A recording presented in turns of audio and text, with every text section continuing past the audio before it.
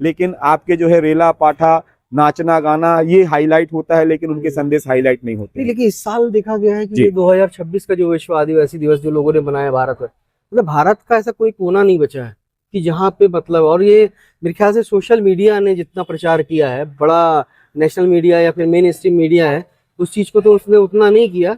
और मेरे ख्याल से अभी तक तो मैंने देखा भी नहीं कि न्यूज किसी चैनल में खबर चली होगी, लेकिन सोशल मीडिया की वजह से इतना हाईलाइट हुआ है कि मतलब इतना प्रचार होगा कि कहीं ना कहीं सरकार को भी थोड़ा बहुत कुछ लगा होगा, और सरकार इससे भागती नजर आई है। आपके मैं देखूं कि अगर जो चाहे आदिवासी नेता हो या विधायक हो या सांसद हो या मंत्री हो, उनसे कोई सवाल पूछता था तो वो भागते नजर आए हैं।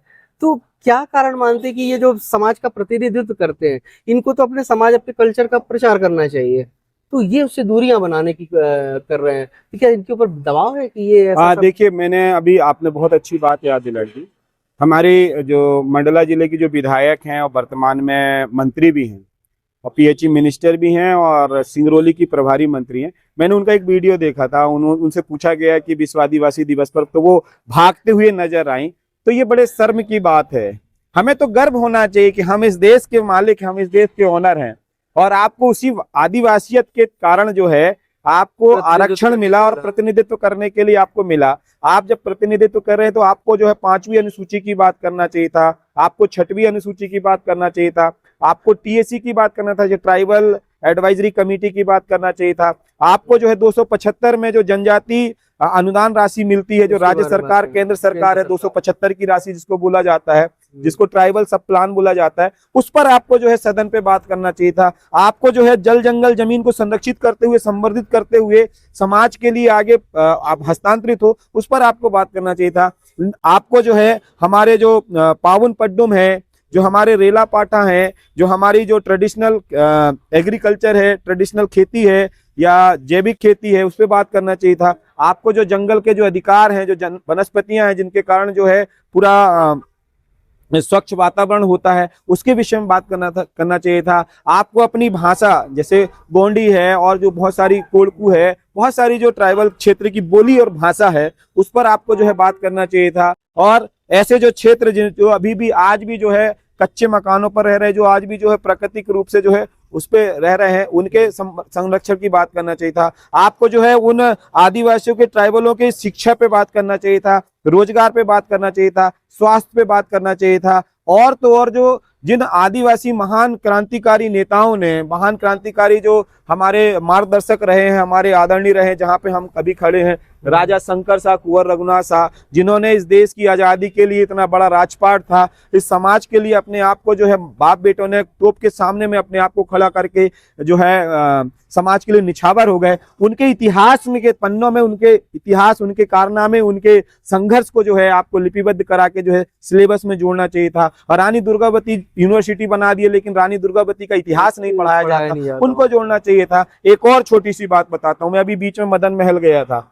मदन महल के जब आप पत्थर को पढ़ेंगे तो उस पे जो बारीक गलतियां हैं, उस गलतियों को भी जो है आपको नजरअंदाज, इतने सारे हमारे साथी भाई लोग जाते हैं, आदिवासी जाते हैं, मदन महल जाते हैं, देखो एक पत्थर ठाना बना है, मदन महल निशानी, गाना भी गाए हैं, लेकिन वहां पे लिखा क्या है, हमारे इतिहास के साथ में छेड़छाड़ कहाँ हो रहा है, वहां के जो पुरातात्विक अवशेष थे वो उसके साथ में क्या हो रहा है, क्या उसके अधिकार आदिवासियों को मिल रहे हैं? आदिवासियों को भारतीय संविधान में आर्थिक न्याय सत्ता, राजनीतिक न्याय सत्ता और सामाजिक न्याय सत्ता मिल रही है क्या? आज बंधुत्व है, भाईचारा है, उसको कौन बना के रखा है? मानवती को कौन बना के रखा है? इस देश का आदिवासी। आदिवासी बोलता है, दादा हीरा सिंह मरकाम जी का भी संदेश है कि मानव मानव एक समान, सबको शिक्षा, सबको रोजगार, सबको मिले सम्मान। ऐसी भावनाओं को जो है इस देश का प्रधानमंत्री, इस प्रदेश का मुख्यमंत्री, उस क्षेत्र का सांसद, उस क्षेत्र की विधायकों को विश्व आदिवासी दिवस के समय में ये सारी चीजों को बोलना चाहिए। ये देखा गया है, उस दिन हमने भी 9 तारीख को देखा, सारे अखबार मैंने देखे कि कोई भी ऐसा, चाहे वो विश्व पर्यावरण हो या विश्व फादर्स डे हो या कुछ और डे हो, बड़े बड़े विज्ञापन आते हैं, लेकिन विश्व आदिवासी दिवस पे एक छोटा सा विज्ञापन तक जारी नहीं किया गया सरकार की तरफ से, चाहे स्टेट की हो चाहे सेंट्रल की हो। क्या किसी आदिवासी नेता ने कोई अपने तरफ से ऐसा विज्ञापन जारी किया? मैं आदिवासी नेता से मतलब ये नहीं होता कि सभी, मतलब जो विधायक हैं या फिर मंत्री हैं, वो समाज का प्रतिनिधित्व करते हैं, उनकी तरफ से भी ऐसी पहल नहीं की गई। और संगठन भी इतने हैं, उन्होंने भी नहीं किया।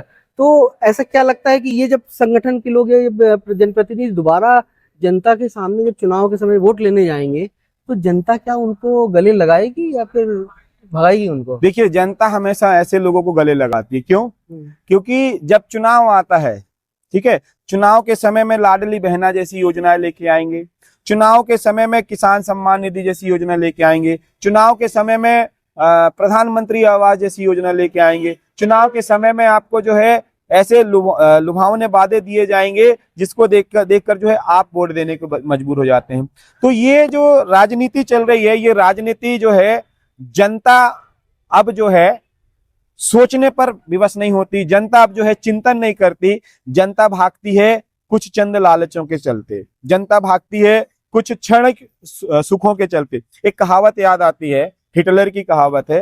हिटलर से जब पूछा गया कि भाई आप जो है इतना जो है अपने देश के ऊपर में इतना हुक्म चलाते हैं, अपनी मनमर्जी करते हैं, तो उन्होंने एक एग्जाम्पल दिया था कि उन्होंने एक मुर्गी को उठाया और मुर्गी के सारे पंखों को निकाला तो मुर्गी चिल्लाती रही, और जब मुर्गी चिल्लाई फिर इसके बाद में जो है उसको मुर्गी को छोड़ा, छोड़ने के बाद में जब उसने थोड़ा सा गेहूं चावल दाना डाला तो उसी के पीछे पीछे दौड़ने लगी। तो उन्होंने बोला इस देश की जनता का हालत ऐसी है कि जब तक जो है चुनाव नहीं आता है तो चुनाव के 1 साल पहले तक जो है बहुत नोचेंगे, उनके शिक्षा में भ्रष्टाचार करेंगे, जैसे अभी नीट का घोटाला हुआ, उनके स्वास्थ्य में भ्रष्टाचार करेंगे। अभी देखना जितने भी हॉस्पिटल है वहां पे ऑक्सीजन की कमी है, टैबलेट्स नहीं मिल रही हैं, बहुत सारी जो असुविधाएं हैं वहां पे होगा। फिर इसके बाद में एजुकेशन में घोटाला देखेंगे आप, बच्चों को जो है वहां पे क्या नहीं मिल रही है, बच्चों को जो है, चलो ठीक है कट कर रहे हैं इसमें।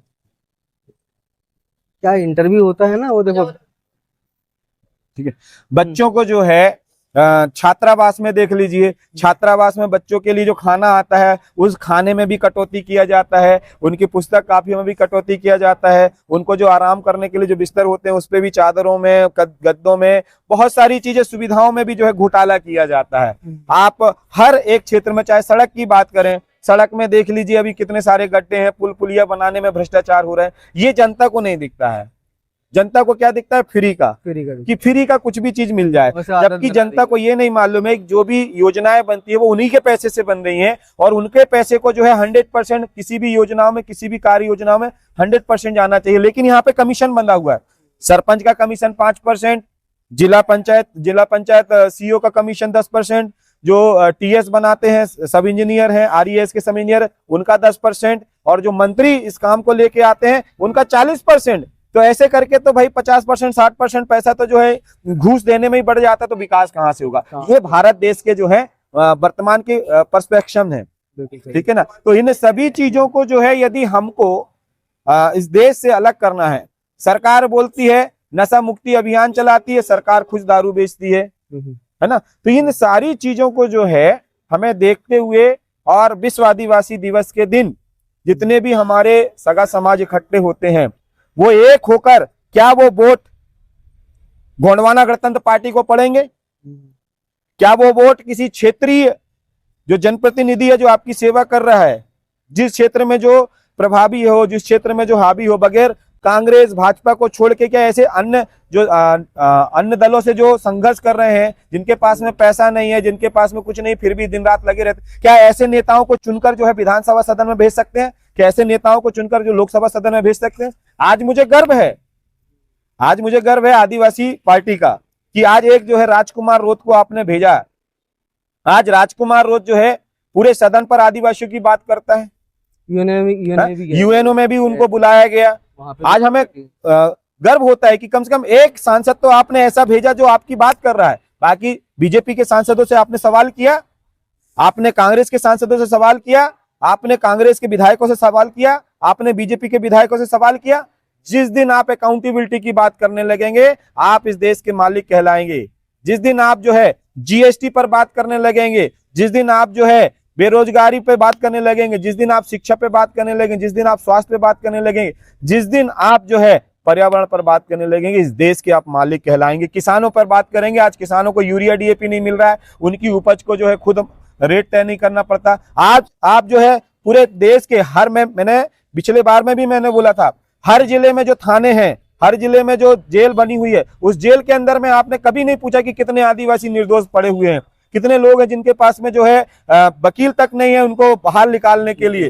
तो ऐसे तमाम तरह के जो करप्शन है, तमाम तरह की चीजें हैं, वो देश के आदिवासियों को पूछना चाहिए, सवाल पूछना चाहिए, अकाउंटेबिलिटी पूछना चाहिए, तब जाके आप जो है विश्व आदिवासी दिवस जो है गौरवपूर्ण मना सकते हैं। नाचने गाने अकेले से नहीं होगा, आपको सारे अधिकार जो है इस देश की सरकार से, इस देश के हुक्मरानों से लेना पड़ेगा। आपकी बहन बेटियों की लगातार इज्जतें लूटी जा रही हैं, आपको विस्थापित किया जा रहा है, जंगलों से भगाया जा रहा है, कोयले के नाम से भगाया जा रहा है, बांधों के नाम से भगाया जा रहा है। हर एक चीज पे आपको जो है अकाउंटेबिलिटी करते हुए आपको सवाल पूछना चाहिए।